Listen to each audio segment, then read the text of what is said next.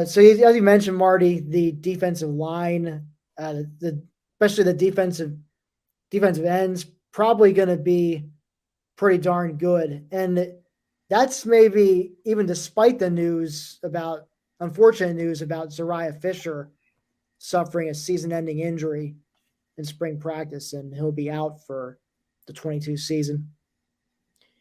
Yeah, excuse me. The Fisher loss is an unfortunate one. He's going into his redshirt sophomore year. I personally, and you go to the Black Shoe Diaries recruiting group chat, and I know Clay and Dylan will tell you this. I have driven the Suriah Fisher bandwagon since he was a junior in high school. I think the guy has all the tools to be an absolute stud pass rusher.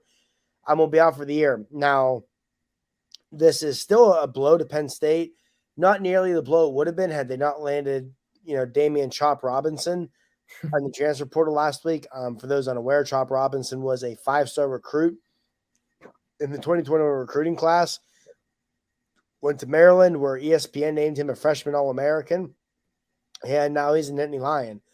And I think bringing him in with the summer edition of 5-star signee Denai Dennis Sutton and with Adisa Isaac, but all reports looking healthy and back, will still make this a vaunted pass rush even without Fisher. Suriah Fisher, definitely keep me in your thoughts right now. It's been a tough time. He lost his mother last year. Now he's losing his football season this year. Tough for anybody that age to go through. So hopefully he'll bounce back. I still have no doubts that, once he's healthy, Suriah Fisher is going to be a great defensive end for the Nittany Lions.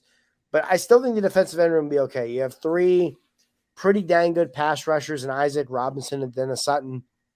And even against the run, you're more prototypical, strong side defensive ends, Nick Tarburton, Smith Vilbert, potentially Danover if you need it. There's so much talent there. And John Scott Jr., going back to his time in South Carolina, has proven to be a very good defensive line coach. He's another guy similar to Stubblefield. As long as he's here, I'm not going to worry about the defensive line. I guess that's one thing as a Penn State fan. We've been very, very lucky because going back to when LJ got here in the early 2000s, we've never really had to worry about defensive line play too much. It's been one terrific defensive line coach after another. But yeah, I think losing Fisher, it's a blow. Not nearly as big of a blow it would have been had it been last week before they had Chop Robinson. The pass rush should still be there. You can incorporate Curtis Jacobs and then also coming off the edge as a blitzer. But most importantly, you hate to see it for Fisher. Like I said, he's a great kid. He's worked hard, all kinds of talent. Has gone through some personal turmoil off the field in the last year. He hates seeing deal with it on the field, but I have no doubts he'll just come back better than ever around this time next year. And the way we're talking about Adisa Isaac right now, who missed last season after a spring injury, probably the same way we'll be talking about Fisher this time next spring. Yeah, I sure hope so. And yes, let's also hope that Adisa Isaac stays healthy and gets a chance to truly shine this year after being denied a chance last year. I think another group on the defensive side that should be pretty solid is that secondary. Probably led by Jair Brown, who is still one half of the dynamic duo of him and Jaquan Brisker last year, who were hard hitters, but also they got their share of interceptions and broken up passes. So got Joey Porter Jr. back for another year. We saw what he's capable of. Yeah, I expect him to be a leader of that unit as well. And then there's the linebackers, which, it's definitely no question the shakiest group on the defense. How shaky? They had to move Jonathan Sutherland from safety over to linebacker to help fill in some depth that's lacking there. They do return Curtis Jacobs, who I think by all means should be pretty solid. And then the middle, we'll see. But Mark, what's your take on the back seven? I'm right where you said. I think this secondary should be tremendous. Jair Brown, might be as good as about any safety in the Big Ten this year.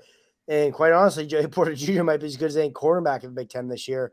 And the cornerback room, you throw in Kalen King, who if you ask some people in the program, I'll tell you is the best cornerback they've signed in the James Franklin era.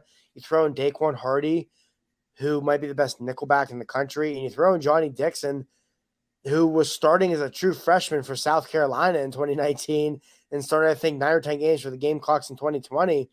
And man, that's a really deep cornerback room. And then you look at safety and behind Brown, you have Keaton Ellis, who's always been a solid player, Zakee Wheatley, who's been one of the stars of the offseason for Penn State, and Jalen Reed is another guy the staff loves. So this secondary, yes, they lost Tyreek Castro Fields. Yes, they lost Jaquan Brisker, who, other than Kyle Hamilton, might have been the best safety in football last year. There's still a lot of talent there. The linebacker really is my only concern about this defense, not just with what they have, but the depth. You mentioned Mike linebacker. It looks like right now Tyler Elsdon has a slight advantage over Kobe King. Two guys who are talented, but two guys completely unproven. You look at Will linebacker, Curtis Jacobs might be the best football player on this team, but if he gets hurt, it's scary. Linebacker as a whole is scary, especially Will. And it's Sam linebacker. You mentioned Sutherland, and yes, Sutherland's much better suited for linebacker than safety, where you've seen him throughout his entire Penn State career.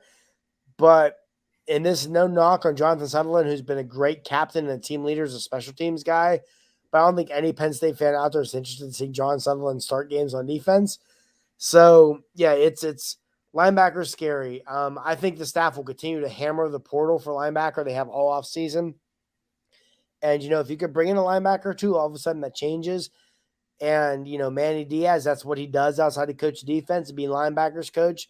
But he's definitely got his work cut out for him, because if linebacker is going to be scary regardless, but man, Penn State's 1 or 2 injuries away from disaster at linebacker. But then again, the last time that happened was 2016 when they had no depth and everybody got hurt and they won the Big Ten. So, you never know.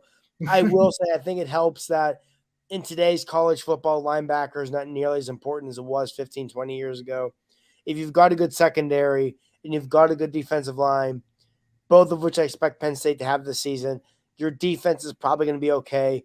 It also really helps that they don't have Iowa or Wisconsin on the schedule this year, where you're going to need to play bully ball for 4 quarters, because I don't think Penn State could stand up and play bully ball for 4 quarters, largely because of the linebackers. Right, I was going to add Illinois too. I mean, they like to play that bull. Yeah, that's true. Whereas after last year's Illinois game, I don't want to think about them in any fashion for a while. That was that was a disgrace to football in general.